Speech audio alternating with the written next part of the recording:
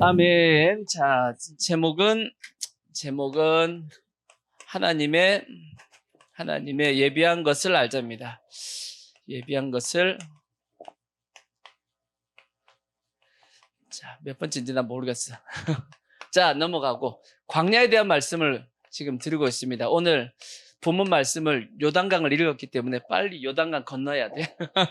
요단강 건너야 됩니다. 자, 하나님께서 광야의 길을 걷게 하신 이유가 첫 번째는 낮추신다 그랬어요. 낮추신다. 왜 낮추시냐? 사람이 떡으로만 살 것이 아니고 하나님의 입에서 나오는 모든 말씀으로 사는 것을 우리가 깨닫게 하기 위해서 하나님께서 낮추십니다. 그래서 이 낮추심에서 벗어나기 위해서는 반드시 뭘 통해서만? 말씀을 통해서만 벗어납니다. 하나님께서 위험한 지경에서 뭘 보내사? 말씀을 보내서 지경에서 벗어나게 하셨다라고 말씀했죠. 그 다음에 두 번째, 하나님께서 뭐 하신다? 시험하신다. 시험하시는 이유도 뭐 때문이라고 그랬어요? 말씀으로. 그러니까 신명기 8장에 있는 말씀처럼 말씀으로 하나님께서 우리를 시험하시는 이유도 사람이 떡으로만 살 것이 아니고 하나님의 입에서 나오는 모든 말씀으로 사는 것을 깨닫게 하기 위해서 우리를 시험합니다. 그러니까 시험의 해답이 뭐예요? 해답은 그것도 말씀이라는 거예요. 말씀.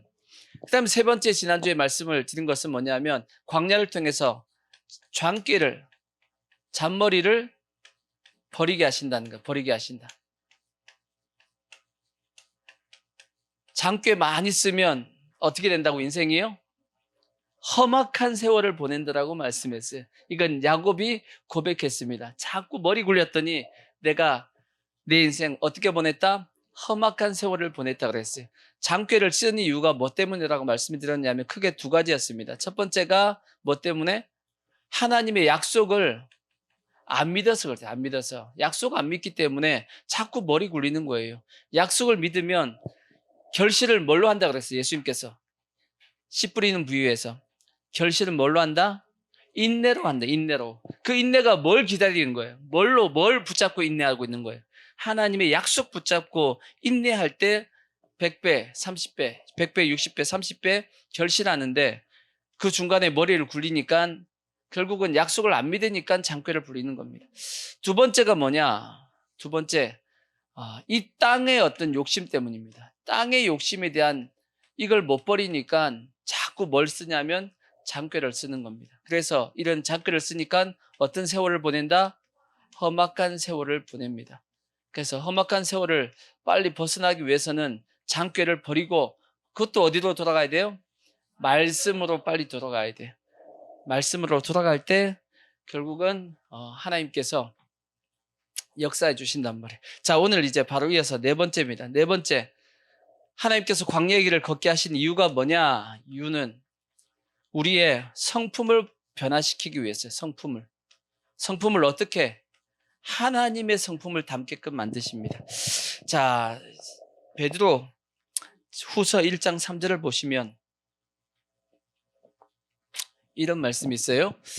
그의 신기한 능력으로 생명과 건강에 속한 모든 것을 우리에게 주셨으니 이는 자기의 영광과 덕으로서 우리를 부르신 이를 알므로 말미암음이라. 이로써 그 보배롭고 지극히 큰 약속을 우리에게 주사 이 약속으로 말미암아 너희가 정욕 때문에 세상에서 썩어질 것을 피하여 어떤 성품?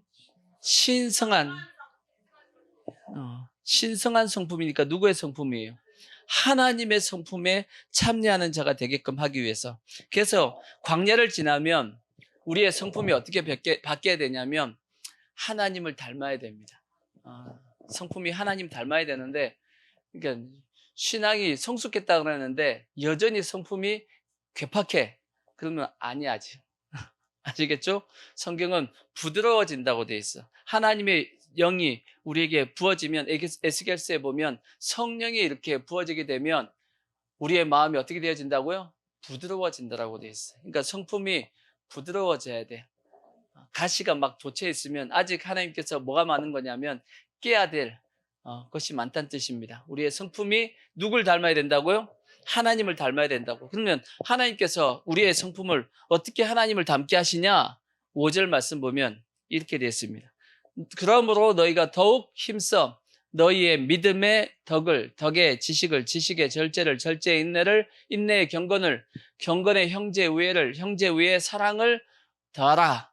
이런 것이 너에게 있어 흡족한즉 너희로 우리 주 예수 그리스도의 알기에 게으르지 않고 열매 없는 자 되지 않게 하려 한다라는 말씀이 있는데, 이 말씀이 뭐냐면 우리의 여성품을 어떻게 하나님께서 변해 가시냐면 내 주위에 연약한 영혼을 두게 하신다는 뜻이에요. 그래서 내가 이렇게 할 수밖에 없게끔 만듭니다. 그 앞에 방금 읽었던 말씀처럼 내가 더욱 힘써 덕을 베풀어야 되고, 지식을 써야 되고, 절제해야 되고, 인내해야 되고, 경건을 보여야 되고, 형제 우애를 나타내야 되고, 사랑해야 될 사람을 내 옆에 두신다는 뜻이에요. 그 사람을 통해서 나 자신을 변하게 만드십니다. 마치 뭐하고 비교하면 딱 맞냐면, 우리가 이제 언제 성품이 바뀌고 우리가 언제 성숙해지냐? 보통은 우리가 결혼을 하고 자식을 낳고 애를 키우면서 성품이 바뀝니다. 그러니까 엄마 같은 경우도, 아빠 같은 경우도 자식을 키우다 보니까 그 자식이 속 썩여요, 안 썩여요? 속 썩여야 된단 말이에요. 속 썩인단 말이에요. 속 썩이는데 그 속 썩인다 그래갖고 두들겨 패고 버릴 수 있어요, 없어요? 못 버리잖아. 속 썩인다 할지라도 어떻게 해야 돼요? 어떻게든지 이 애를 바르게 키워야 된단 말이에요. 속 썩어, 속 안 썩어요? 속 다 썩지. 성질 살려야 돼, 죽여야 돼요? 성질 죽여야 돼. 그때 성질 난 대로 좁혀버리면 얘는 어떻게 돼요?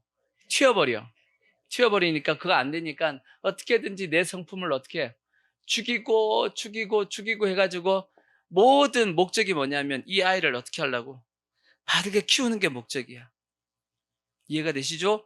그래서 부모가 자식을 키우면서 누구를 알게 되냐면 부모를 알게 돼요.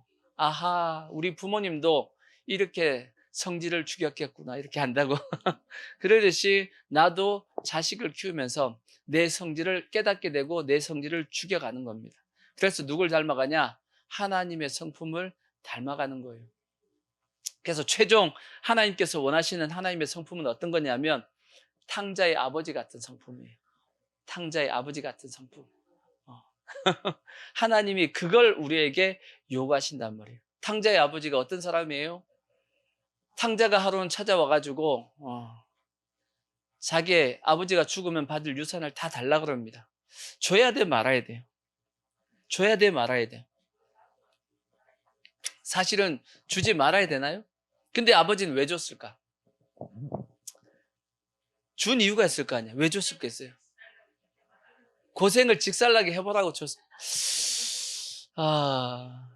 아버지가 그 유산을 준 이유가 있겠지. 아버지가 그냥 죽겠어요? 분명히 이거 망할 걸 뻔히 알고 있는데 왜 줬을까라고 생각해 보면 이놈은 집에 있으면 변할 기미가 안 보여. 이놈은 집에 있으면 계속 이런 생활을 할 거야. 그래서 평생 변화 없이 이렇게 살다가 잘못된 길로 간단 말이에요. 그러니까 아버지가 그걸 안 겁니다. 이놈은 집에 있으면 안 된다. 일단 내보내서 고생을 시켜야 된다. 그래서 그 둘째 아들이 원했던 모든 재산을 다 나눠주고 이제 떠나게끔 해준 겁니다. 왜? 아버지는 근데 떠나는 게 걱정이 돼, 안 돼요? 걱정되지. 걱정되니까 어떻게 한 거예요? 아들이 떠나고부터 맨날 어디 있는 거예요? 동구 밖에 마을 입구의 어귀에서 누가 돌아오기를? 아들이 돌아오기를 기다리는 겁니다. 어차피 이놈은 집에서 새는 바가지 어디서 쓰세요? 밖에서 샌다는 걸 아버지가 알아, 몰라? 알지. 이 아무것도 모르는 이 철부지가 집에서도 개판이었는데 밖에 나가서도 개판 부릴 걸 다 안단 말이에요. 그래서 이제 내보내고 걱정이 돼가지고 늘 이게 기다리고 있단 말이에요. 근데 몇 년이 지났습니다. 왜냐하면 이 둘째가 어디로 갔냐면 이웃 마을로 간 것도 아니야. 성경에 보면 멀리 갔다라고도 안 되었어. 먼 나라로 갔다고 되어 있어. 다른 나라로 가버려. 아예 국적을 바꿔버려. 이민 가버려. 먼 나라로.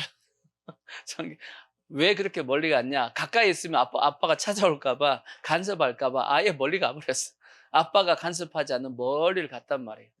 그러니까 완전히 거기서 이제 생활하다가 허랑방탕하게 살다가 쫄딱 망해가지고 이제 남의 집에서 일하게 됐는데 마침 때마침 그때 뭐가 임했냐면 흉년이 임해버렸네.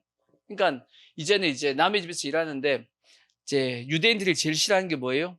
돼지 치는 거란 말이에요. 돼지. 근데 뭘 하게 됐냐면 돼지를 치게 됐는데 그것도 부정한 짐승인데 더 심각한 것은 돼지가 먹는 음식도 주엽 열매도 자기도 못 먹고 있어.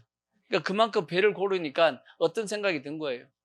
야, 우리 집에 사는 그 종들은 아무리 가뭄이 오고 흉년이 들어도 먹는 건 걱정이 없었는데 그 생각이 든 거야. 아버지한테 돌아가야겠다. 일단 살기 위해서 돌아가야겠다 싶어가지고 돌아가는데 아버지 볼 면목이 있어요, 없어요? 볼 면목이 없으니까 어떤 마음을 가졌냐? 도저히 자기가 아들이라고는 얘기하기는 이제 안 된다. 왜냐? 모든 재산 다 타갔잖아. 유산 다 가져갔잖아. 도저히 면목이 없으니까 아버지 집에 뭘로 여겨달라고? 종으로 여겨달라고 아버지한테 이제 다시 집으로 돌아온 겁니다. 근데 돌아오는데 어떤 모습이었겠어요? 깔끔하게 차려입고 왔겠어요? 아니죠. 상거지처럼 왔겠지. 상거지처럼 왔겠지. 근데 그 상거지처럼 오는 그 아들을 누구는 알아봐요? 아버지는 알아본단 말이에요. 아버지가 오히려 뛰어나옵니다. 근데 저는 이렇게 생각이 들어요. 사람마다 다 뛰어갔을 것 같아요, 아버지는. 안 그랬겠어요? 사람마다 혹시 뛰어가가지고 자기 아들 맞는지 확인해 봤을 것 같아. 근데 그날 확인해 봤더니 자기 아들하고 닮은 것 같아. 아들 맞냐? 아들 맞습니다. 했더니 이제, 맞이하게 됐죠. 그 탕자가 누구냐면 그게 우리잖아, 우리. 그게 우리인데, 성경에 보면 탕자는 자기를 종으로 여겨달라고 왔는데 아버지는 어떻게 해요? 다시 아들로 회복시킨 겁니다. 그게 아버지의 마음이에요. 그게 아버지의 마음. 오직 아버지의 마음은 어디 있냐면 그 자식이 잘 되기를 바라고 그 자식이 바르게 되기를 원하는 것이 아버지의 마음이잖아. 근데 문제는 뭐냐면 그 집에 형이 문제입니다. 형이 문제지. 형이 이제 아버지가 동생이 들어왔다 그래갖고 잔치를 벌이는데 형이 밖에서 일하다가 들어오는데 자기 집에서 잔치 소리가 납니다. 그러니까 이상해가지고 종을 불렀더니 동생이 들어와가지고 아버지가 기뻐갖고 잔치를 했다 그러니까 화가 난 거야. 아니 자기는 자기 아버지 속썩인 적도 없고 한 번도 자기 아버지 명을 어긴 적도 없고 열심히 일해서 했는데 아버지는 자기를 위해서 염소 새끼 한 마리를 잡아준 적이 없어. 친구들하고 이렇게 놀고 먹으라고 해준 적도 없는데 저 혈랑방탕하게 살다가 돌아온 저 동생을 위해서 저렇게 잔치를 벌이니까 화가 났단 말이에요. 집에 안 들어가. 다 화가 난대잖아. 맞죠? 화가 나는 게 정상입니다. 화가 나는 게 정상인데 그 형은 근데 모르는 게 하나가 있어. 뭘 몰랐어요? 그치, 아버지 마음을 몰랐어. 진정한 효도가 자기 아버지를 진정으로 자기가 위했다라면 어떻게 했어야 돼요? 형이 동생을 찾아 놨었어야 돼요. 아버지의 마음이 어디 있는데? 동생한테 있다는 걸 알았으면 아버지가 힘들어하는구나 깨닫고 농번기 때는 못한다 할지라도 이제 농사 다 지어놓고 겨울 되면 그때 뭐 했어야 돼요? 동생을 수소문해서 찾아 놨어야지. 놨어가지고 동생이 어딘지 찾아봐야지. 그래서 동생을 데려왔으면 그게 아버지가 더 좋지 않았겠어요? 아버지가 더 기뻐하지 않았겠어? 근데 형은 그럴 마음이 전혀 없었어. 형도 동생이 나가서 쫄딱 망할 걸 알았을까요? 몰랐을까요? 알았다고 봐야지. 근데 성경에 알았다라고 돼 있어요. 왜냐하면 형이 아버지한테 한 얘기해 보면 아니 동생 저 허랑방탕하게 다 재산 다 잃어버렸는데 뭐가 좋다고 받아주냐고 따지는 걸 보면 형도 다 알고 있었어. 알고 있었어요 보면. 근데 형은 동생이 돌아오는 것을 기뻐하지 않았단 말이에요. 왜 기뻐하지 않았냐? 동생은 뭘 따졌냐면 옳고 그름을 따진 거예요.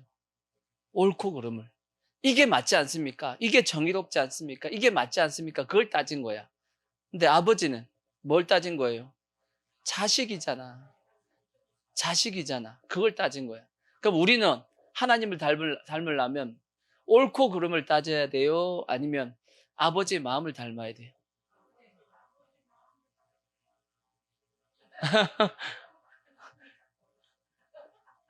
근데 교회 내에서도 뭘 가지고 자꾸 얘기하냐면 이게 옳지 않습니까? 이게 틀리지 않습니까? 자꾸 얘기하는데 맞아요. 여러분들은 다 형이요.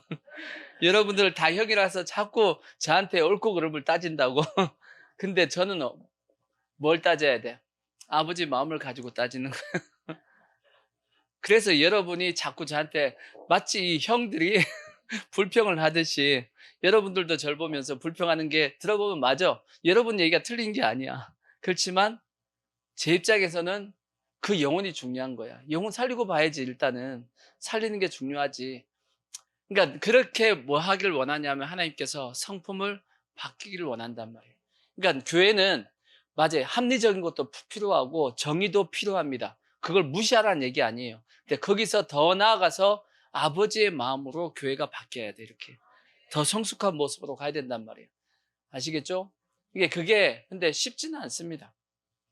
쉽지는 않아요. 왜? 여러분은 다 옆에서 보잖아. 옆에서 보는 입장하고 위에서 전체를 보는 입장이 다를 수밖에 없어. 다를 수밖에 없기 때문에 또 그렇다고 해서 여러분 생각해 보면 여러분이 생각해 보면 내 생각이 틀린 게 아니거든. 맞아, 형 생각이 맞아요. 맞아, 틀리는 게 아니야. 하지만 하나님의 마음은 더 위에 있어. 아시겠죠? 그래서 우리는 아버지의 마음을 닮으려고 우리가 예를 써야 됩니다. 그래서 예수님께서 이런 말씀을 하셨죠. 첫째 되는 계명이 뭐냐? 첫째 되는 계명이 뭐예요? 마음을 다하고 뜻을 다하고 힘을 다하고 목숨을 다하여 주 너희 하나님을 뭐하라? 사랑하라 하셨으니 이것이 뭐요? 첫째 되는 계명이요. 그 다음에 둘째는 이와 같으니. 이 말씀이 중요해요. 이 단어가 중요해요. 둘째는 이와 같으니. 이와 같다는 뜻이 뭐예요? 첫째와 둘째의 무게감이 똑같다 그 뜻이에요. 첫째와 둘째의 무게감이 똑같다 그 뜻이 이와 같으니라는 뜻이야. 그 원어적인 의미 자체가. 그래서 하나님을 마음을 다하고 뜻을 다하고 힘을 다하고 목숨을 다하여 섬기듯이 둘째, 내 이웃을 내 몸과 같이 사랑하라 하셨단 말이에요. 그것도 하나님을 섬기는 것과 똑같은 어떤 무게감을 가진다 그 뜻입니다. 그러니까 신앙생활은 하나님을 잘 섬긴다고 되는 것이 아니고 이웃과의 관계, 옆에 있는 형제와의 관계도 바르게 돼야지만 신앙생활이 정상적인 신앙생활입니다. 이해가 되시죠? 어머니 벨이 울렸어. 벌금 10,000원입니다. 벨 소리 빨리 진동으로 바꾸셔야 돼. 어버이날이라고 우리 누나가 전화했나 형이 전화했나 하여튼 누나나 형한테 받으세요. 10,000원 받아.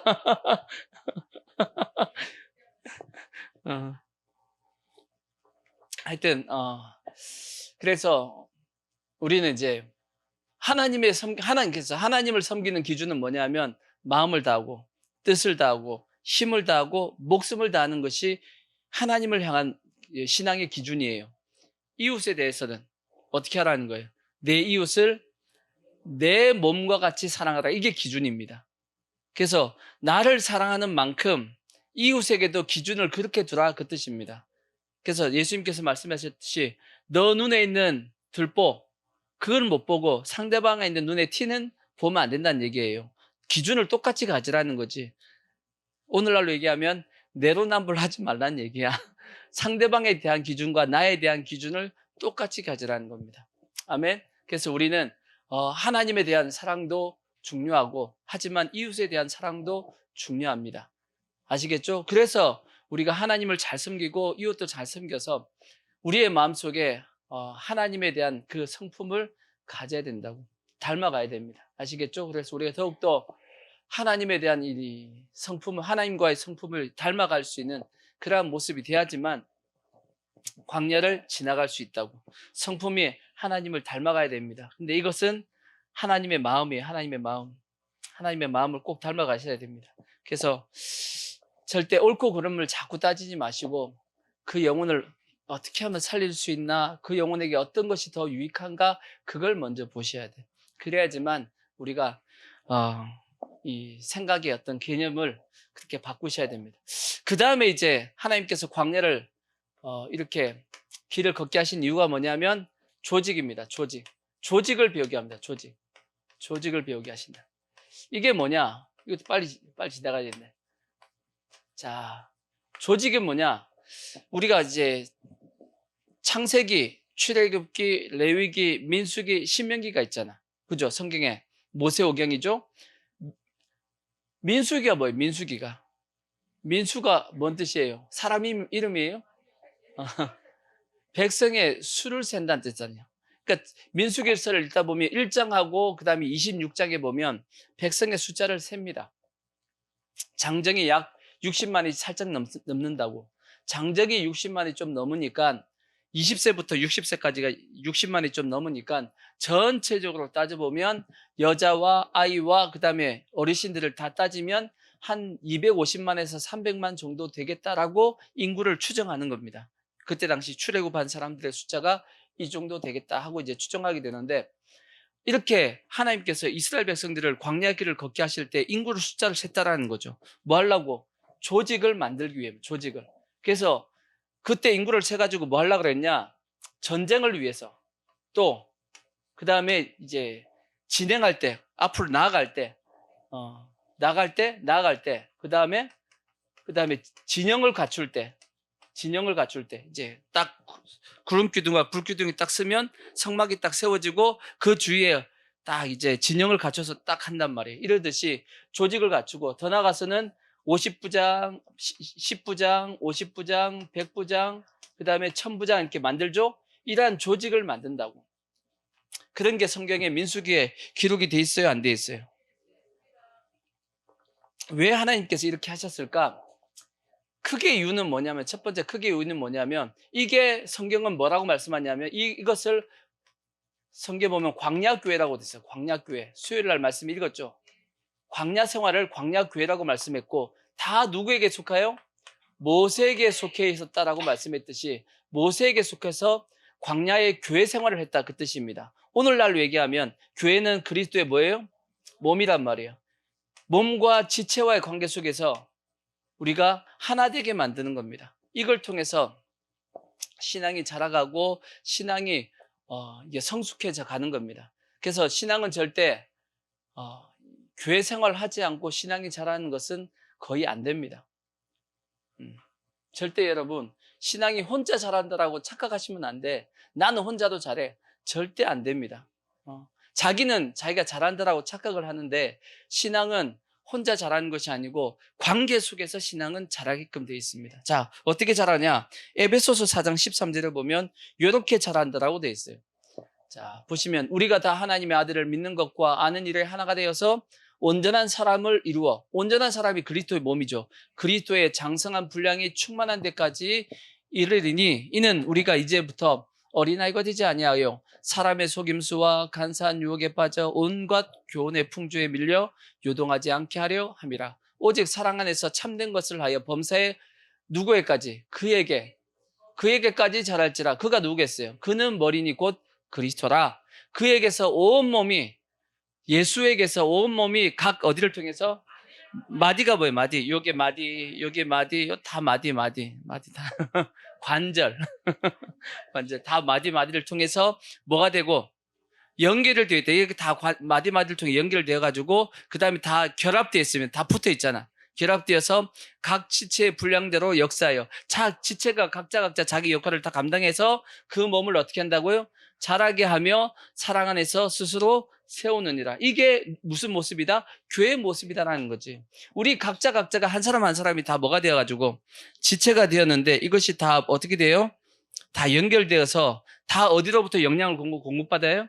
머리로부터 영향을 다 공급받고 지시를 받고 움직여야 된다고. 아멘. 이렇게 해서 교회가 튼튼하게 세워질 때, 그리스도의 몸이 튼튼하게 세워질 때 누구도 튼튼한 거예요? 지체도 튼튼하게 자라갈 수 있는 겁니다. 그래서 몸이 연약한데 지체가 강건해지기는 쉽지가 않아요. 이해가 되시죠? 몸이 튼튼할 때 지체도 튼튼해질 수 있는 가망성이 더 커집니다. 그래서 교회는 교회가 튼튼해야 돼요. 교회가 건강해야 됩니다. 그러니까 교회가 건강하다라는 것은 교회가 크고 그게 건강한 것이 아니지. 왜? 7교회를 보십시오. 요한계시록 보면 7교회 보면 크고 화려하고 멋졌던 능력이 있었던 교회는 어떤 교회였어요? 사대교회와 라오디게아 교회인데 주님이 보시기에는 그 교회는 병들어 있었습니다. 정반대로 작고 약하게 보였던 서머나 교회와 빌라델피아 교회는 주님이 보기에는 그 교회는 건강한 교회라고 돼 있어요. 칭찬을 받았잖아. 그렇죠? 그러니까 그와 같이 우리가 그리스도의 몸으로서 교회가 그런 빌라델피아 교회나 서머나 교회가처럼 주님이 칭찬할 수 있는 건강한 몸이 될 때 그 교회에 속해 있는 지체들도 건강하게 신앙생활을 할 수 있는 겁니다. 그러니까 우리 교회도 그렇게 주님이 칭찬할 수 있는 교회로 만들어 가야 돼요. 그럴 때 여러분들도 신앙이 바르게 자라고 주님 앞에 칭찬 듣는 신앙이 된단 말이에요. 왜 그러면 이렇게 돼야 되냐? 지체 자체도 튼튼하게 되지만 또 이렇게 조직을 갖춰야 될 이유는 뭐냐면 결국은 전쟁 때문이에요. 전쟁을 하기 위해서입니다. 보십시오. 광야에서도 전쟁을 하지만 가나안 땅에 들어가면 전쟁해야 돼, 안 해야 돼요? 해야 된단 말이에요. 전쟁을 해야 된다고. 그러니까 전쟁의 능력을 갖추기 위해서는 조직 속에 들어와야 돼. 조직 속에 들어와야 돼. 조직 속에 들어와야 되는데 그래서 성경에 보면 이 조직에서 떨어져 나가면 어떻게? 떨어져 나가서 좀 멀리 떨어져 있으면 어떻게 돼요? 떨어지면 성경에 보면 어떻게 된다고 돼 있냐? 성경에 기록이 돼 있어요. 자, 신명기 25장 17절 보면 신명기 25장 17절 보면 너희는 애굽에서 나오는 길에 아말렉은 영적으로 하면 뭐냐면 마귀입니다. 마귀. 성경에 보면 아말렉을 영적으로 마귀야. 그래서 아말렉을 진멸시키라고 하나님께서 사울 왕에게 명령했고 나중에 하만도 에스더서에 나오는 하만도 아말렉 족속입니다. 아말렉이 내게 행한 일을 기억하라. 곧 그들이 너를 길에서 만나 내가 피곤할 때 내 뒤에 누구?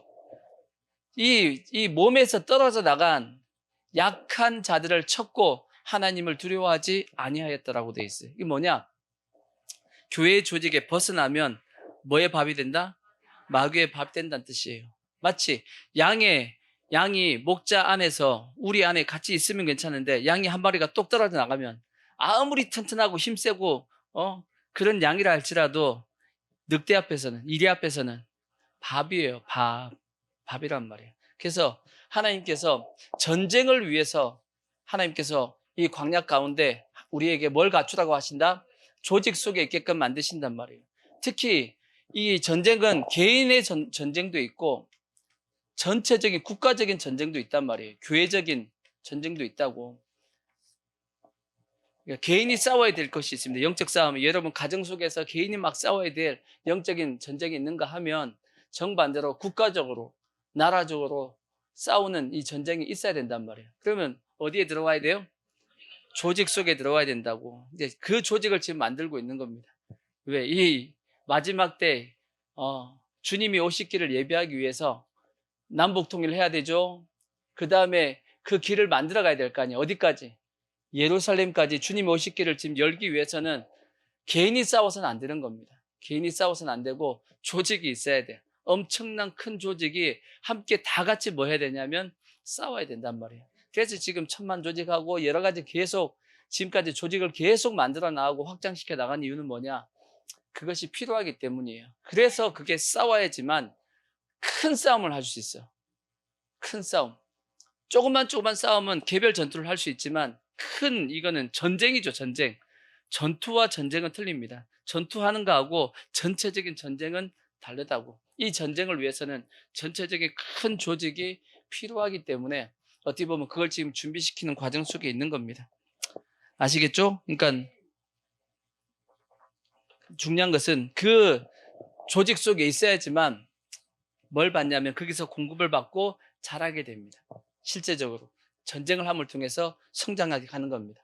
이렇게 해서 하나님께서 이 광야 생활 가운데 뭘 배우게 만드냐면 조직을 우리가 배우게 만듭니다.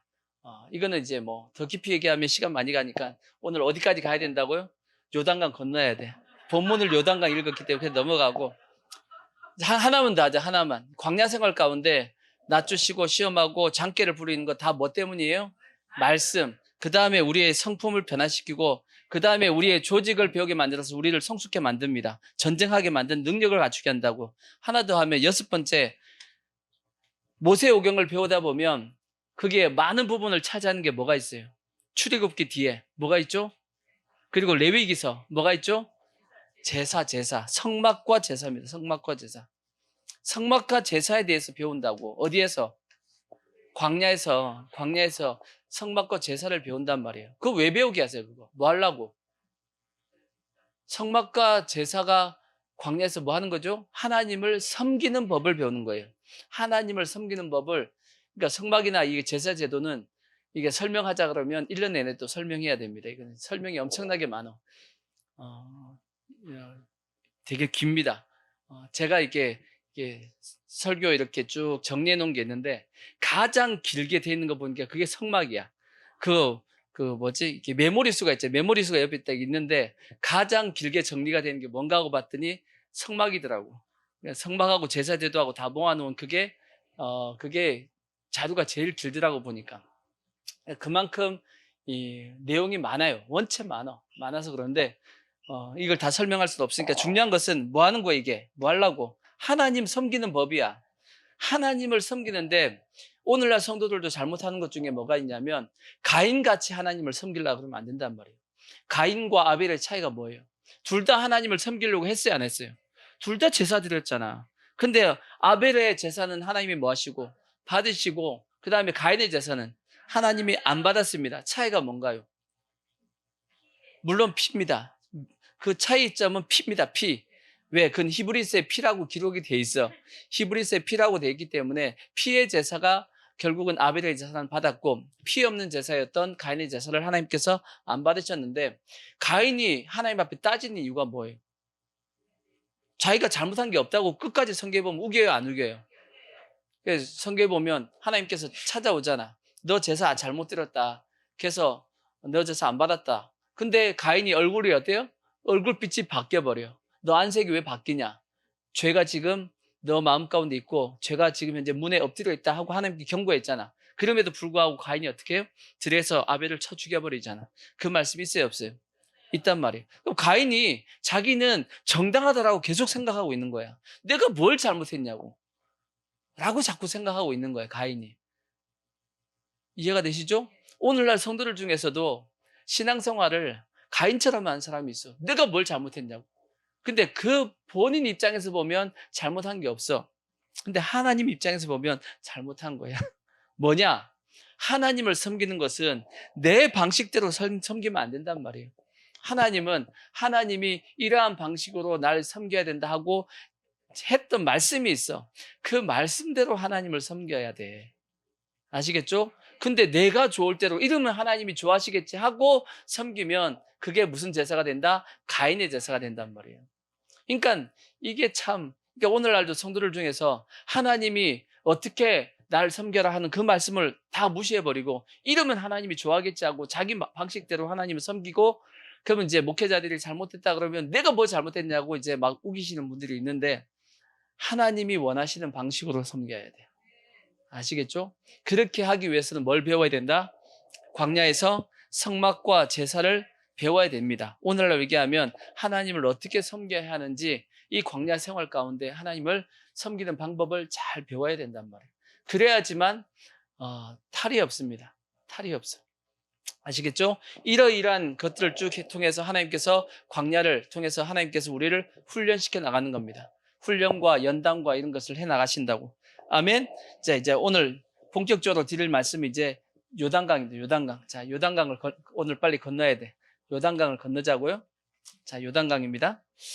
자, 요단강에 대한 말씀을 드리면, 자, 요단강을 딱 보면 둘 다 물을 건너는 겁니다. 홍해와 요단강이 둘 다 물을 건너잖아. 홍해하고 성경에 보면 홍해하고 요단강하고 차이가 뭐가 있을까요? 차이가 딱 보면 크게 차이가 딱 한 가지가 있어요. 요단강과 홍해의 차이가 뭘까? 홍해는 깊고 요단강은 얕고 뭔가 이상해. 둘 다 건넜습니다. 둘 다 건넜죠. 홍해를 건너기도 했고 요단강을 건넜습니다. 근데 하나님께서 이스라엘 백성들에게 요구한 사항이 틀려요. 뭘 요구했어요? 홍해를 건널 때는 모세에게 어떻게 하라 그랬어요? 지팡이를 내밀어서 홍해를 어떻게 하라? 지팡이를 홍해 안 쳤어.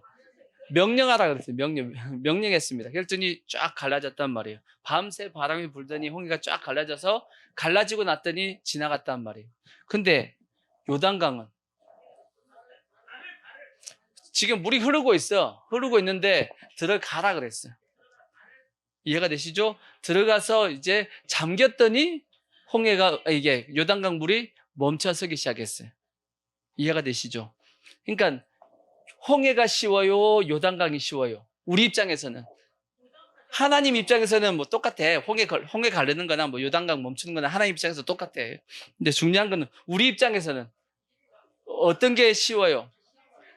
홍해가 쉽지. 홍해는 갈라놓고 지나가라 했은 건 갈라놓은 걸 지나가면 되지만 요단강은 안 갈라졌어. 지금 막 물이 흐르고 있어. 성경에 보면 그 시기에 물이 막 뭐 넘쳤다 그랬어. 홍해에 물이 잔뜩 있는 거야. 요단강에 물이 막 흘러가고 있는 중입니다. 근데 하나님께서 뭐라고 말씀해요? 건너가라고 말씀하는 거예요. 지나가라고. 쉬워요, 어려워요? 잘못 들어갔다가는 어떻게 되는데? 빠져 죽어. 그러니까 요단강은 어려워요, 실제. 그러니까 홍해 하나님이 하신 것과 요단강은 하나님께서 이건 마지막 시험입니다. 마지막 하나님께서 시험해 보는 거야. 뭔 시험을 해보시냐? 시험을 한다는 것은 뭔가 공부를 했다는 거 아니겠어요? 뭔 공부를 했어요? 광야에 공부했잖아. 광야의 공부를 다 하고 나서 이 공부가 잘 됐는지 안 됐는지 하나님께서 마지막 요단강 시험을 한번 해보신단 말이에요.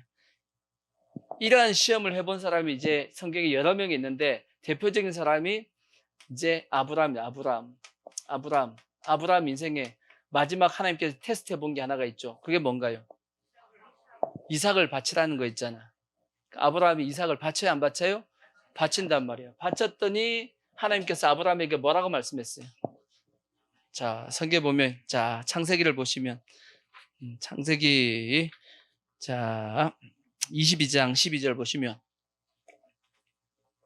22장 12절 보시면, 사자가 이르시되, 이 아이에게 내 손을 대지 말라. 그에게 아무 일도 하지 말라. 내가 내 아들, 내 독자까지도 내게 아끼지 아니하였으니, 내가 뭐, 언제야? 이제야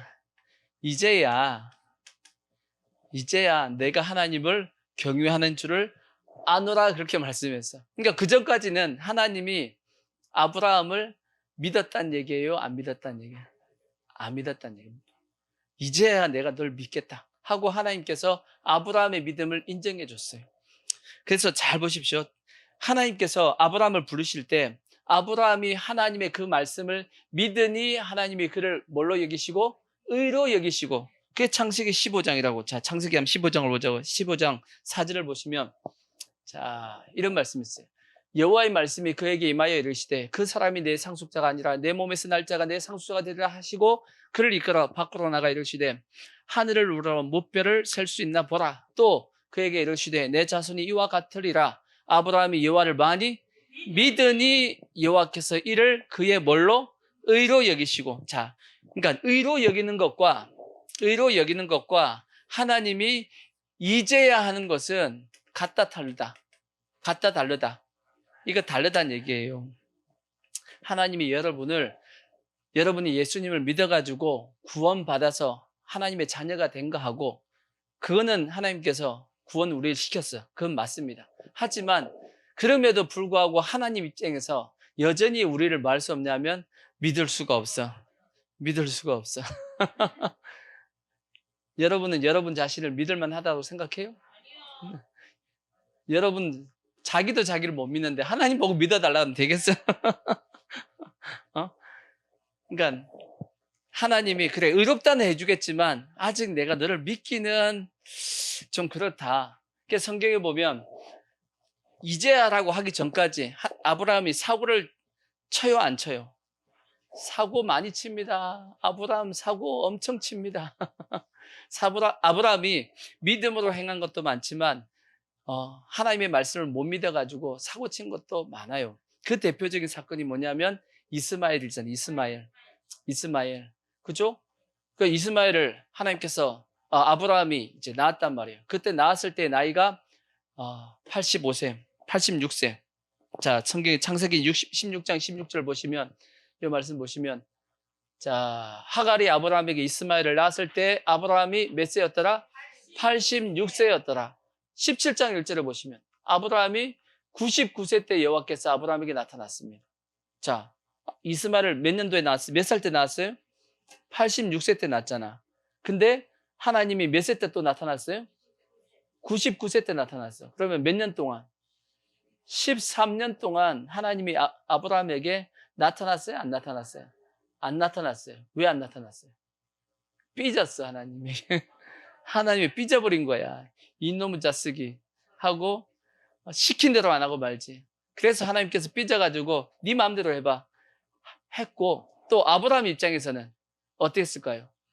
새끼를 낳은 거야. 자기 이스마엘을 낳았잖아. 얼마나 이뻐. 자기 본처 애는 아니라 할지라도 자기 아들을 낳은 거 아니에요. 그러니까 얼마나 이뻤겠어. 하나님이 안 보여 그냥. 이스마엘이 너무 이뻐. 그래 하나님 쳐다보지도 않고 그냥 이스마엘 좋아가지고 했단 말이에요. 그래서 하나님께서 나타나셔가지고 뭐라고 말씀하냐? 아브라함이 99세 때 여호와께서 아브라함에게 나타나서 그에게 이르시되 나는 전능한 하나님이라. 나는 전능한 하나님이라. 왜 그랬겠어요? 왜 못 믿냐 그 뜻입니다. 왜 내가 너희 부인 사라를 통해서 자식 준다는 걸 왜 못 믿냐? 나는 그만한 능력이 있다 하는 걸 얘기하신 거예요. 그리고 그 다음 말씀 뭐예요? 너는 내 앞에서 행하여 완전 똑바로 해 그 뜻입니다. 똑바로 행동해 그 뜻이야. 우리말로 얘기하면 이해가 되시죠? 그렇듯이 하나님이 보시기에 우리가 의롭다라고 칭해 주는 거하고 하나님이 우리를 믿는 거하고는 다른 차원이란 얘기예요. 근데 하나님께서 이스마엘 낳은 것 때문에 이렇게 화가 나셔가지고 어떻게 보면 삐져가지고 13년 안 나타났단 말이에요. 근데 나중에 아브라함이 또 자식을 낳아요, 안 낳아요? 또 낳아요, 자식을. 그 성경에 있잖아. 자, 창세기 25장 1절 보시면, 25장 1절을 보시면 아브라함이 후처를 맞이하였으니 그의 이름은 구두라입니다. 구두라. 구두라 해가지고 그가 몇 명을 낳냐? 그가 시므랑과 욕상과 무당과 미디안과 이스박과 수아를 낳고 몇 명 낳았어요? 6명 낳았어. 근데 모르겠어요. 여자는 안 나와 있어. 계속 이 구두라가 아들만 6명 낳았는지 중간에 딸을 낳았는지는 알 수 없어. 근데 기록은 안 돼 있으니까. 보통 여자는 기록이 안 돼 있잖아. 잘. 그죠? 근데 하여튼 아들 6을 쫙 낳습니다. 근데 하나님이 여기에 대해서 아브라함에게 책망해요? 안 해요? 책망 안 합니다. 놔둡니다. 왜? 이미 아브라함은 요단강을 건너버렸어요. 요단강을 건너서 이미 하나님이 믿는 신앙입니다. 알아서 해요. 때로는 여러분 이런 게 있어요. 신앙이 이렇게 성숙하면 우리가 보기에는 되게 저러면 안 되는데 저러면 안 되는데 하고 그런 게 있는데 신앙이 성숙한 사람은 별 신경 안 쓰고 행동할 때가 있어. 그거 가지고 우리 뭐라 하면 안 돼. 여러분이 그 수준이 안 돼가지고 그런 거고 우리가 수준이 안 돼서 하나님이 그분한테는 뭐 한 거냐면 자유를 준 거예요. 그 부분에 대해서. 그래서 솔직히 전 목사님 하는 게 이해 안 될 때 있다고. 그게 왜 그러냐면 여러분이 뭐라 하시면 안 돼. 실제는 뭐냐면 우리는 그 위치까지 못 올라갔기 때문이에요. 우리는 그 위치까지 그 경지까지 모르기 때문에 그렇게 얘기하는 거에 대해서 우리가 뭐라 할 수 있는 입장이 못 되는 거예요. 최소한 뭐라 할 수 있으려 그러면 동급은 돼야 돼. 동급이 돼야 돼. 아니면 밑에서 얘기하려 그러면 왜 그러십니까? 라고 얘기해야 돼. 나도 하면 하나님께서 한 대 쳐. 아시겠죠? 그러니까 이건 이제 또 영적으로 이제 또 얘기하면 권위에 대한 말씀인데 그래서 조심해야 됩니다. 내가 어떤 내 위치에서 얘기할 수 있는 것이 있고 내 위치에서 얘기하면 안 될 내용들이 있어. 그러니까 그런 부분에 대해서는 우리가 조심해야 돼. 왜냐하면 하나님이 인정하신 것을 내가 인정 안 한다고 하면 아니 하나님 인정했대는데 하나님이 그거에 대한 자유를 줬대는데 그 대신 이제 조심해야 될 것은 본인 스스로는 조심해야 돼. 뭐냐면 내 자유함 때문에 다른 연약한 영혼이 혹시나 시험 들면 안 되니까 그건 조심해야 됩니다. 이해가 되시죠? 이제 그런 어떤 것도 우리가 이제 알아가야 되고 이제 중요한 것은 하나님께서 마지막 무슨 시험을 하신다는 거냐면 요단강 시험을 해본단 말이에요. 그 시험에 누가 통과했어요? 아브라함이 통과했단 말이에요. 이제야 하고 이게 그러면 아브라함이 어떤 신앙이었기에 통과했냐? 제가 자주 말씀드렸듯이 이것이 무슨 신앙이다? 부활신앙이란 말이에요. 부활신앙. 이게 부활신앙입니다. 하나님은 부활신앙을 가질 때 마지막 테스트가 부활신앙에 대한 테스트예요. 자, 히브리서 11장 17절을 보시면 히브리서 11장 17절을 보시면 아브라함이 어떻게 저 시험을 이겼냐? 아브라함은 시험을 받을 때 믿음으로 이삭을 드렸으니 그는 약속들을 받은 자로 돼 그 외아들을 드렸느니라. 그에게 이미 말씀하시기를 내 자손이라 칭할 자는 이삭으로 말미암으리라 하셨으니 그가 하나님이 능히 이삭을 뭐할 줄 죽은 자 가운데서 다시 살리실 줄로 생각한지라 비유컨대 그를 죽은 자 가운데서 도로 받은 것이라 그렇게 말씀하고 있습니다. 그러니까 아브라함은 뭘 믿었다는 얘기냐면 하나님이 아브라함에게 약속을 했어요. 내가 너의 자손을 온 세상에 충만하게 만들어 줄 텐데 누굴 통해서? 이삭을 통해서 내가 그렇게 할 거다라고 약속을 했단 말이에요. 그러니까 아브라함이 하나님께서 모리아산에서 이삭을 바치라고 했을 때 바치려고 합니다. 왜요? 내가 죽여도 이삭은 뭐 할 거니까 살아날 거야. 왜? 하나님의 약속이 누구한테 있어요? 이삭한테 있기 때문에.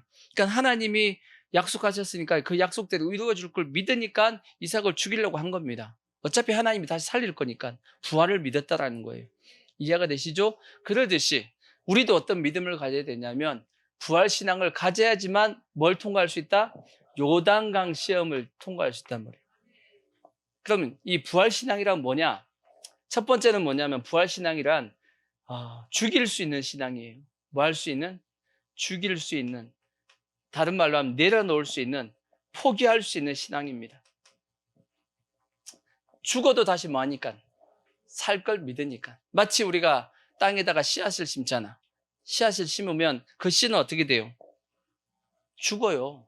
씨는 죽어. 썩어서 다 풀어 헤쳐져. 하지만 거기서 다시 뭐가 올라와요? 싹이 이렇게 올라오듯이. 그게 부활한단 말이에요. 사도 바울이 고린도전서 15장에 부활에 대해서 하도 못 알아들으니까 설명한 것이 그 내용입니다. 야, 너희가 씨를 심잖아. 씨를 심으실 때 그 씨가 어떻게 되냐? 죽지 않냐? 근데 그 씨에서 뭐가 나오냐? 싹이 나고 다시 열매가 맺히지 않냐? 그게 부활이다 라고 사도 바울이 설명을 해줬듯이 그걸 믿고 뭐 할 수 있는 거냐면 죽일 수 있는 겁니다. 뭘 믿고? 하나님의 약속을 믿고 그 약속을 믿고 내가 던질 수 있는 겁니다. 나 자신을 포기할 수 있는 것. 예수님께서 겟세마네 동산에서 기도했듯이 아버지여 아버지여 내 뜻대로 마옵시고 아버지의 뜻대로 되어지기를 원하나이다 하고 자기를 십자가에 던졌듯이 뭐 할 걸 믿고 부활할 걸 믿기 때문이에요. 아멘. 그와 마찬가지로 우리의 신앙도 마찬가지입니다. 뭘 믿어야 되냐면 부활할 걸 믿어야 됩니다. 아멘. 부활할 걸 믿고 뭘 가지고 있으면 돼. 그래서 약속만 확실하게 가지고 있으면 돼. 약속만 딱 붙잡고 그 다음 약속만 믿고 마음껏 여러분 뭐 하셔야 되냐면 심으셔야 돼요. 죽어도 다시 산다니까. 왜? 약속이 산다라고 얘기했으니까. 그래서 우리는 이 땅을 위해 살지 않고 하나님 나라를 위해 사는 겁니다. 하나님 나라에다가 열심히 뭐 하고 있는 거예요? 심는 거야. 왜? 나중에 우리가 심은 건 다 어디에 가 있을 거니까. 저 천국에서 다 뭘로 돼 있겠어요? 상으로 돼 있을 거예요. 예, 상으로 돼 있을 거니까. 그 약속을 우리가 믿으니까 이 시간도 나와가지고 예배 드리고 있지. 그죠? 짧은 예배도 아니고 우리 예배도 길어요. 우리도 주일날 다 시간 따져보면 2시간 드리잖아. 2시간 예배 드리는 거. 보통 한국교회가 지금 1시간 예배 드리는데, 지금 2시간 드리잖아. 근데 이렇게 시간도 투자하고, 그 다음에 여러 가지 물질도, 하나님 앞에 드리고, 여러 가지 봉사하고 섬기고, 이 모든 것이 다 뭐 하는 거냐면 심는 거예요, 심는 거. 나중에 다 뭘로 받을 거예요? 상으로, 약속으로 받을 거라고. 그러니까 뭐 할 수 있다? 죽일 수 있고 심을 수 있는 겁니다. 내려놓을 수 있는 거야. 그래서 그게 부활신앙이고 그 다음에 중요한 말씀이에요. 두 번째, 한 질문을 해볼게요. 아브라함은 아브라함은 지금 우리는 이 내용을 다 알잖아. 하나님께서 뭘 예비하셨어요? 순양을 예비해 놨었어. 순양을 예비했어요. 그래가지고 이삭이 죽었어요? 안 죽었어요? 안 죽었어. 안 죽었어. 물어보자고요? 답을 다 얘기해주고 지금 물어보는 거예요? 그러면 아브라함은 순양이 준비될 것을 알았을까 몰랐을까?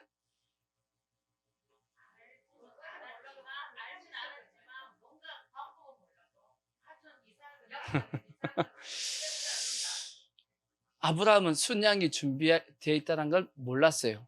근데 뭐는 알았을까? 이삭은 죽여도 부활할 걸 믿었고, 그렇지 않더라도 하나님이 뭔가는 준비해 날 거다 하는 것은 알고 있었어. 왜? 중간에 이제 올라가다가 성경에 보면 이삭이 이제 올라가다가 아버지한테 물어본다고. 아버지, 뭐 이렇게 장작은 있고 이게 다 있는데 양이 없네. 뭐 제사 드린다고 올라가는데 왜 양은 없죠? 하고 물어봤더니 아브라함이 이삭한테 뭐라 그래요?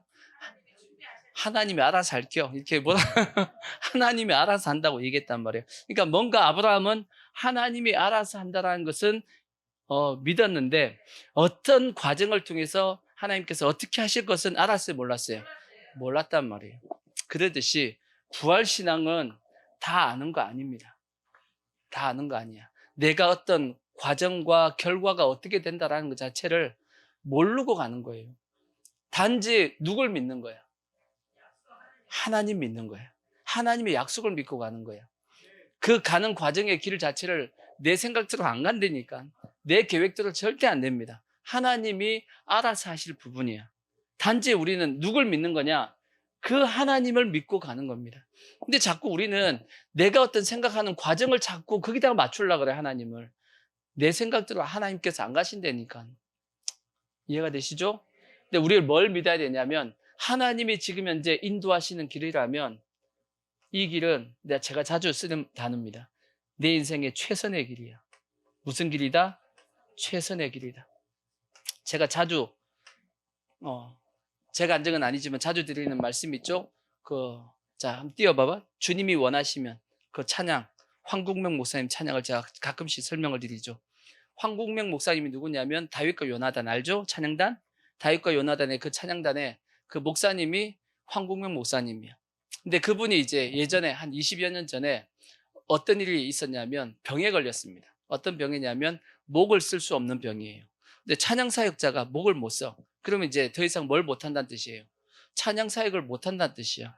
그때 이분이 하나님 앞에 찬양 사역을 이제 그만두겠다라고 하면서 쓴 곡이 이 곡입니다. 주님이 원하시면. 근데 가사를 보세요. 근데 이거 고백하고 다시 회복돼 버렸어.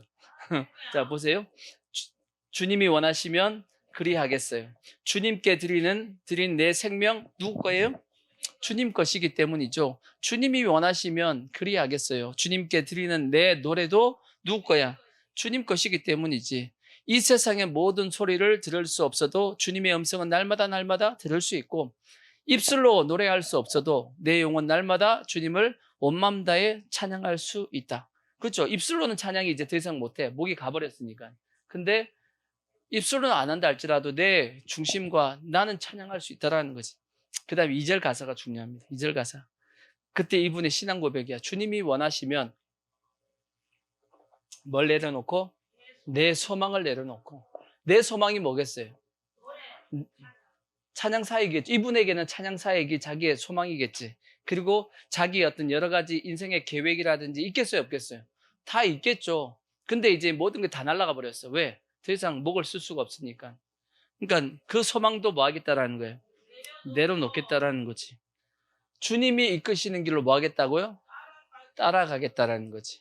내가 품은 모든 소망 사라진다 해도 그 다음 말씀이에요. 주님이 날 위해서 예비한 무슨 길? 아픔의 길인데 아픔의 새로운 길이 내 삶에 뭘로 믿어요? 최선임을 믿으니 내 영혼 날마다 주님을 온 마음 다해 찬양할 수 있다. 지금 하나님께서 자기를 이끌고 가고 있는 이 길이 내 삶에 무슨 기름을 믿는다? 최선의 기름을 믿는다. 인간적으로 보면 이게 최선이 될 수가 없다고. 인생으로 보면 최악입니다. 그렇지만 누가 인도하신다라면? 주님이 인도한다라면 뭘로 믿겠다? 최선의 기름을 믿겠다라는 거지. 그래서 여러분 꼭 기억해야 되는 것은 내 생각대로 안 갑니다. 절대. 하나님이 원하시는 길로 가는 거야. 우리가 가는 그 길은, 아시겠죠? 우리는 누굴 믿어야 되냐면 하나님이 나를 위하고 계시나, 나를 사랑하고 계시잖아요. 그분이 나를 이끌고 있다라면 이것은 내가 보기에는 최악의 길일 수 있지만 주님이 보시기에는 이게 최선의 길이야. 내가 나를 아는 것보다 하나님이 나를 아는 게 더 맞잖아. 하나님이 그 누구보다 나를 더 잘 알고 계시잖아. 그럼 나에게 딱 맞는 길을 하나님께서 나에게 주고 계신 건데, 근데 그걸 내가 못 믿으니까 자꾸 비틀어 안 가려고 하다 보니까 더 험한 길을 가고 있는 겁니다. 어떻게 보면. 그래서 우리는 뭘 믿어야 되냐면 하나님이 나를 이끌고 있는 이 길이 무슨 길이다? 최선의 길이다. 하지만 그 최선의 길을 내가 순종하고 갔더니 하나님께서 나중에 어떻게 주냐? 로마서 8장 28절에 있는 것처럼 하나님을 사랑하는 자, 곧 그 뜻대로 부르심을 입은 자들에게는 모든 것이 합력하여 선을 이룬다라고. 아멘. 하나님께서 다 뭘 이루어 주시냐면 합력하여 선을 이루어 주십니다. 나중에 다 지나고 나면 아하, 하나님이 그래서 이렇게 하셨구나 하고 그때 이제 다 지나고 나면 깨닫게 되는 거예요. 다 지나고 나면. 근데 그 길을 갈 때는 절대 안다 모른다. 아브라함도 산 올라갈 때 몰랐어요. 모르듯이 몰라요. 다 지나고 나면 차츰차츰 안개가 걷히고 나면 그때 보이는 거지. 그 전에 내 계획을 세워가지고 주님 이렇게 돼야 되는데 왜 그렇습니까? 하고 아무리 외쳐도 하나님이 안 들어주십니다. 그거. 너 생각대로 하면 안 돼. 내가 다 예비한 길이 있어. 내가 다 계획한 길이 있어. 우린 그 하나님, 그분을 믿어야 돼. 아시겠죠? 그게 어떤 신앙이냐? 그게 부활신앙이에요. 부활신앙. 아시겠죠? 세 번째 이제 제일 중요한 겁니다. 세 번째. 지금까지 하나님께서 아브라함을 인도하실 때는 하나님이 아브라함을 제일 처음 불렀을 때 아브라함에게 약속한 게 있죠. 뭘 약속했어요? 뭘 약속했죠? 아브라함아, 아브라함아, 내가 너에게 약속해 줄게. 내가 너에게 뭘 주겠다? 가나안 땅을 주겠어. 내가 땅을 줄게. 가나안 땅을 줄게.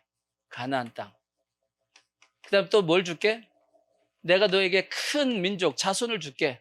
하고 이 두 가지를 약속했단 말이에요. 이게 하나님이고 이게 아브라함입니다. AB가 아브라함이에요. 그러니까 아브라함이 하나님을 만날 때는 항상 뭘 통해서?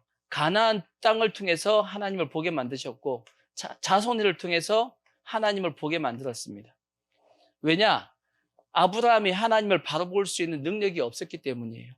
똑같아. 우리도 하나님을 바로 볼 수 있는 능력은 새신자들은 없습니다. 예수 제일 처음 우리 예수 믿을 때 전도 받을 때 우리가 어떻게 전도하냐? 제일 처음에는 예수 믿으면 복 받아요. 복 받아. 복 받기 위해서 예수 믿어야 돼. 이렇게 얘기한단 말이에요. 해요, 안 해요? 그래서 세상 사람들이 뭐 구원 받아요. 그런 거 관심 없어. 세상 사람은 뭐에 관심이 있어요? 복 받기, 그게 이 땅이 잘 되는 게 목적이니까. 천국은 나중이고 당장에 눈앞에 있는 문제 해결되고 어려움이 해결되고 당장에 이걸 해결하기 위해서 교회 찾아온단 말이에요. 이해가 되시죠? 왜? 바로 하나님을 볼 수 있는 능력이 있어요, 없어요? 없어요. 그러니까 하나님이 중간에다가 뭘 두셨냐면 이게 미끼야, 미끼. 뭘 줬다고요? 미끼를 줬단 말이에요. 미끼를 딱 두고 그걸 통해서 하나님을 만나게끔 만들었단 말이에요. 근데 이제 다 자랐어. 신앙이 다 컸어. 크고 나면 하나님이 마지막 시험은 뭐 하냐면 요것을 다 뭐 해보자고요? 빼보자는 거예요. 이 없애보자. 없애도 너가 나를 볼 수 있냐? 그거 테스트 합니다. 그게 뭐냐면 그게 요단강 테스트예요. 하나님께서 마지막 이삭을 빼고도 너가 나를 믿을 수 있겠냐? 하고 물어본 거예요. 이삭이 없어도 너가 나를 경외할 수 있겠냐? 하고 물어본 거예요. 근데 아브라함이 좋습니다. 이삭이 없어도 저는 하나님을 섬깁니다 하고 얘기한 거예요. 이와 같은 시험을 당한 사람, 대표적인 사람이 누구예요? 욥이야, 욥. 욥이 왜 시험을 당했어요? 하나님하고 마귀하고 내기했잖아. 그 내기 뭐예요? 마귀가 하나님 앞에 얘기하잖아. 까닭 없이 하나님을 잘 섬기겠냐고 욥이. 하나님이 욥을 축복해 주니까 욥이 하나님을 잘 섬기는 거지. 그랬더니 하나님이 아니요. 저놈은 까닭 없어도 뭔가 이 축복 없어도 나 잘 섬겨. 그럼 내기해보자고. 다 뺏어갈 테니까 하고 다 뺏어갔단 말이에요. 다 뺏어갔더니 이 조건이 다 없어졌더니 욥이 하나님을 욕했어요? 아니에요. 내가 적신으로 나왔으니까 적신으로 가는 것이 옳다 하고 까닭이 없어도 조건이 없어도 하나님을 섬기는 거에 대해서는 전혀 이상이 없었어요. 욥이. 이해가 되시죠? 그렇다면 오늘날 우리는 어떤가요? 조건이 있어야지 하나님을 섬겨요? 아니면 조건 없이 하나님을 섬겨요? 조건이 너무 많아. 너무 조건이 많아. 쉽게 생각하면 이렇게 생각하면 돼요. 여러분, 이제 자식이 다 컸다라고 생각해봐요. 자식이 다 컸는데 부모가 재산이 많아. 재산이 많아. 근데 그 자식이 부모가 재산이 많은 것 때문에 부모에게 효도한다. 잘 섬긴다. 그러면 그 부모가 좋겠어요? 싫겠어요? 그 자식이 속셈이 다 보여. 뭐 때문에? 돈 때문에. 그 재산 때문에 부모를 잘 섬기면 부모는 섬김을 받는다 할지라도 효도를 받는다 할지라도 마음이 영 안 좋을 것 같아요. 이해가 되시죠? 어느 날 이 부모가 재산을 다 기증해 버렸어요. 복지관에다가 장애인 뭐 하여튼 그게 다 기증해 버렸네? 그 다음부터 안 찾아와. 그러면 지금까지 그 섬김은 제대로 섬긴 거예요? 아니면 조건 때문에 섬긴 거예요? 조건 때문에 섬긴 거지. 근데 마치 우리의 신앙이 그와 같다라는 거예요. 그와 같다. 그러니까 하나님께서 마지막 테스트 뭐 하시냐면 그 조건을 싹 다 가져가 봐요. 그 조건을 싹 걷어가 봐요. 그래도 날 섬길래? 그때 어떻게 해야 돼요? 우리는 어떤 마음으로 하나님 섬겨야 돼요? 조건이 없어도 우리는 어떻게 그때 부모님을 섬겨야 되냐면 이미 받은 은혜가 있잖아. 우리를 낳아주시고 지금까지 길러줬으면 됐지. 그 은혜로 그 은혜로 부모님을 섬겨야 돼, 안 섬겨야 돼요? 섬겨야지. 유산이 없다 할지라도 나를 낳아줬잖아. 나를 지금까지 키워줬잖아. 그걸로써 부모에게 당연히 효도해야 돼, 안 해야 돼요? 효도해야 될 거 아니야. 그 마음을 가지고 효도하면 그게 정상적인 자녀의 모습이에요. 그와 마찬가지로 우리도 똑같아요. 하나님을 섬김에 있어서 이미 우리는 구원받았잖아. 하나님의 자녀 되었잖아. 그죠? 이 세상에서 가장 큰 축복이 뭐예요? 구원받은 거잖아. 그보다 더 큰 축복이 있어요, 없어요? 없잖아. 우리는 이 세상에서 받을 수 있는 가장 큰 걸 받은 거야. 아멘. 그거에 그냥 감사해서 이 세상적인 조건 없어도 이거 없어도 하나님을 섬기는데 전혀 이상이 없으면 그 사람은 어디를 통과할 수 있는 요단강을 통과할 수 있는 신앙이 된 거예요. 그때 하나님이 뭐라 하냐면 이제야 너가 나를 경외하는 줄을 알겠다 하고 말씀해 주는 거예요. 자, 그러면 여러분은 요단강을 통과할 수 있겠어요? 없겠어요? 대답이 없어? 문제는 대답이 없네. 주의 아버지. 걱정이 되네. 아직 이제 광야를 그래서 좀 더 돌아야 돼. 방법이 없어. 광야를 도는 수밖에 없어. 이거 뭐예요? 요단강 가서 또 시험에 떨어지면 다시 어디예요? 다시 광야로 돌아가야 돼. 다시 광야 돌아가야 돼. 하나님이 마지막 테스트 해봅니다. 없어도 되겠냐? 근데 그래서 우리의 신앙을 어디에다 고리를 딱 걸고 있어야 되냐면 저는 그렇게 생각해요. 이미 받은 은혜에다가 고리를 걸고 있어야 돼. 이미 주님께서 나에게 주신 은혜가 너무 크기 때문에 그걸로 제가 주를 위해서 열심히 주를 위해 살겠습니다 하는 신앙을 가지고 있으면 그 신앙은 안 흔들립니다. 그래서 우리의 신앙이 어디에다 고리를 딱 걸면 천국하고 그 천국의 상급에다가 딱 걸어놓으면 신앙이 안 흔들려요. 왜? 바로 보고 가니까. 근데 뭐라도 자꾸 이 땅을 보고 있으면 어떤 조건에다 걸고 있으면 우리는 계속 흔들릴 수밖에 없어. 우리의 신앙은. 아멘. 그래서 요단강 건넙시다. 그러니까 요단강을 건널 수 있는 신앙이 되자고. 근다고 하나님이 가나안 땅하고 자손을 아브라함에게 줬어요, 안 줬어요? 다 줬어. 하나님이 시험해 보는 거라고. 근데 뺏길까 봐 그러니까 하나님이 줄 거야. 줄 거예요. 줄 거지만 하나님이 안 주는 것처럼 하나님께서 해보시는 시험이 있다고. 그러니까 그때 이거 하나님의 시험이구나 하고 꼭 시험에 통과하셔야 돼요. 아시겠죠? 그래 다시 광야로 들어간 일이 없고 계속 요단강을 건너서 어디까지? 가나안 땅까지 들어갈 수 있는 그러한 신앙이 꼭 되기를 부탁의 말씀을 드리겠습니다. 아멘.